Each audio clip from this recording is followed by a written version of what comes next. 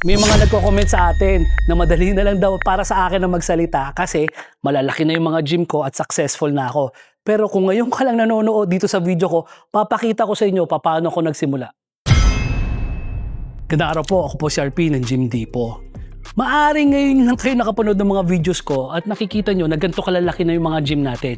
Ito po pala ay nasa Gym Republic, Lipa City tayo. So ini-invite natin kayo mga taga-Lipa na pumunta rito sa Gym Republic City sa may Lodlod po kami. So ito ay 1,000 square meters na gym. So napakalaki pong gym nito. Ito po yung pinakamalaking gym dito sa probinsya ng Batangas.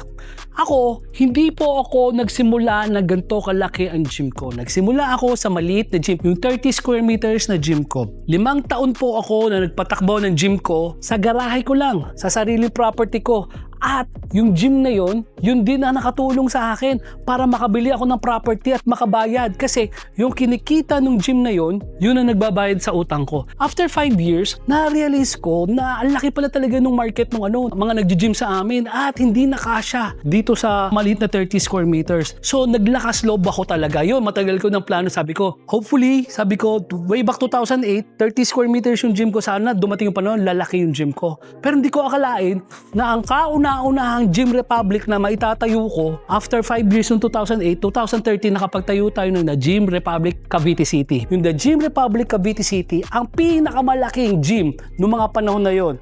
At ngayon, yun ang pinakamalaking gym bakal pa rin sa buong Pilipinas. 1,200 square meters. Isipin mo, from 30 square meters, napunta ako sa 1,200 square meters. After nun, pinanganak na rin yung The Gym Republic Tarlac City. 1,000 square meters at nakikita nyo sa likod, The Gym Republic Lipa City na another 1,000 square meters. Maaring nakita nyo ako na ganito kalaki na ngayon. Pero promise, hindi ganun kadali yung struggle bago lumaki. Sinasabi ko na sa inyo, mahirap. Pero ito yung importante na marinig nyo sa akin. Mahirap, pero posible. Ang kagandahan kasi nito, nung nagsimula kasi ako ng gym business, wala akong ibang pwedeng puntahang tao. Walang YouTube, walang Facebook, walang Google na magsasabi, oh, itong gagawin mo pag magpapatayo ko ng gym business. Diba?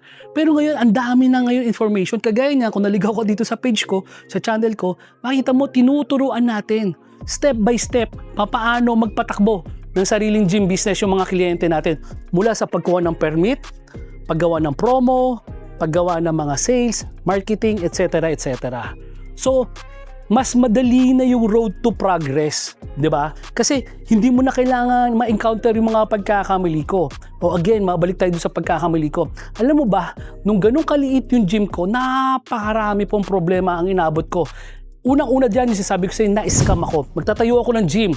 30 square meters na nga lang yung gym na itatayo ko. Na-scam pa ako nung fabricator ko way back 2008.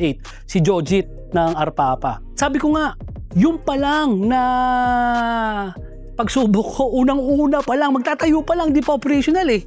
Una pa lang naloko ka na. Di ba? Sa ibang tao kasi, aatras ka na. Kasi bakit? Kasi pwedeng sabihin na, baka sign ni Lord dyan na tumigil ka doon sa ginagawa mo kasi baka hindi yan ang para sa'yo. Pero kasi nga, hindi ako yun eh. Hindi yun yung naturalesa ko ng mga panahon na yun. Bakit? Kasi nung panahon naman na na-scam ako ni Jojit, yun yung mga panahon na wala na talaga akong maaasahan. Wala na ako ibang option. Sobrang dami ng problema. Yung panahon na yun, yung 2008 na yun, doon nagsimula yung pagiging single parent ko. So nasa akin yung mga anak ko.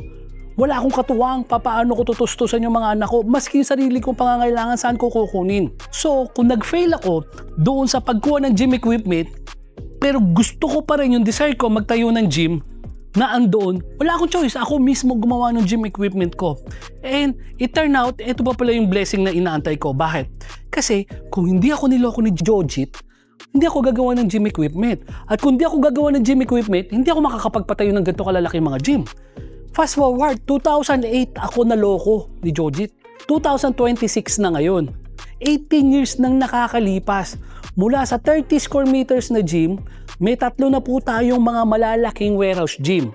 Tarlac, Lipa, Cavite City. At eto, magkakaroon pa ulit tayo sa Quezon at Mindoro. So padami na yung Gym Republic. 'Di ba? Kung hindi ginawa sa akin ni Jojit yun at sumuko ako, baka wala ako dito ngayon. Kaya mga kapatid, ito yun eh. Kung may pinagdadaanan ka kasi ngayon, malay mo, Yung pinagdadaanan mo na yan, isang step lang yan para ma-reach mo yung goal mo. Huwag ka sumuko kasi ito yung problema sa kalimitan sa mga nagfe-fail sa mga negosyo. Nasa kalagitnaan pa lang kayo na nagfe-fail kayo, sumusuko na kayo. So hindi nyo na tinapos yung laban eh. Di ba? So marami sa atin na sumusuko kasi may plan B. Meron tayong ibang option. Pero kung kagaya ko noon, walang atrasan na walang ibang aasahang ibang tao, wala akong choice kundi dumiretso at mag-succeed. Diba? Again, yung mga kinukwento ko about dun sa mga vlogs ko, hindi po ito imbento, hindi po ito nabasa sa libro or naibasa sa ibang content. Yun i-challenge ko. Kung may napanood kayo na ibang content na similar sa akin, pakibanggit po. Kasi honestly, ako naniniwala ako na original lahat yung content ko. Bakit? Kasi yung kinukwento ko sa inyo, sarili kong experience yun. Maski yung sasabi ko sa inyo na pag-utang ko ng property, umutang ako ng property sa BDO way back 2019 at ang isinanla kong property para mabili yun, yung bibilin ko pa lang. Maraming hindi naniniwala na posible yun eh. Na posible pala na makautang sa bangko nang isasanla mo, yung bibilhin mo pa lang. Kalimitan iniisip nila, kailangan may sarili ka ng property para maisanla sa bangko. Pero walang pinagkatulad to sa car loan. Yung car loan, pagka uutang ka, punta ka sa Mitsubishi na dealer, yung bibilhin mo na Mitsubishi na model na kotse, yun yung isasanla mo sa bangko. Hindi naman sa'yo yun antimano, di ba? So, ganun din yung sa property loan, sa home loan. Yung uutangin mo na bangko, kung papayag yung seller ng home loan, pwede mo utangin yun. Yun ang isasanla mo. Yung bibilin mo pa lang. Yan, marami kasi hindi naniniwala dun sa sinabi ko kasi it's either haka-haka lang kasi nila yun. Pero ako personal experience ko yun na pwede palang umutang sa bangko kahit wala kang existing na property. So ito yung mga content ko na sinasabi ko sa inyo na base sa experience ko. Diba? Yung mga pagkakamali ko, kinukwento ko sa inyo na bumili lang ako ng lupa noon kasi akala ko investment na yung lupa. Tapos yung panghulog ko doon sa lupa na yon galing sa sarili kong bulsa sa kinikita ng gym ko. Dumaan yung pandemic, dumaan yung mga struggles, so hindi mo mababayaran, nailit ngayon si lupa. Diba? So wag mo nang gawin nyo kapatid. Ako honestly, kung bibili ka ng lupa lang at thinking na investment yan, tapos huhulog-hulugan mo lang, galing sa sarili mong bulsa, tigil mo na yan. Ito kailangan mong gawin. Umutang ka ng lupa, pero lagyan mo ng negosyo. Yung negosyo na yon, yun yung magbabayad ng utang mo doon sa bangko. Kagaya ko, umutang ako ng 2019 sa bangko at yung gym na yan ang nagbayad sa utang ko. Oops, wait. Maaaring sabihin ko nga, kulang pag minsan yung pambayad ko sa utang ko sa bangko. Minsan may mga buwan mahina yung gym eh. Minsan may mga buwan abonado pa ako magbayad ng utang eh. Okay lang ba yun? Okay yun. Alam mo bakit? Kasi kung wala kang gym, kung wala kang negosyo, sa sariling bulsa ka manggagaling yung pambayad mo dun eh. 'Di ba? Ngayon, nakaraos ako, bayad siya noong 2024. May mga konting abono ko. Okay lang 'yun. Kasi napunta sa akin yung property after 5 years eh. 'Di ba? Okay lang 'yun kasi hindi mo naman 100% ng pinangbayad mo diyan sa utang mo na galing sa iyo. 'Di ba? So, 'yun yung sinasabi ko sa inyo na oo, maaring madali na lang sa akin magsalita ngayon kasi ang kinukuwento ko po sa inyo is yung personal experience ko. Hindi ako nagkukwento sa inyo ng bola, hindi ako nagkukwento sa inyo ng nakita ko sa ibang vlog or topic. Kwento ko to, storya ko to, kaya confident ako na ma-share sa inyo. Hindi lang yung failures, kasi yung failures kailangan nyo malaman yon para wag nyo nang gayahin. Pero yung mga success stories ko, hindi ako madamot na ikwento sa inyo. Para na sa ganun, yung road nyo, doon sa business nyo, whether gym yan or ano pa man, mas mabilis kayo ngayon makakapunta sa financial goal nyo. Ako po si RP, na Gym Depot, nakapambahay. Gandang araw po.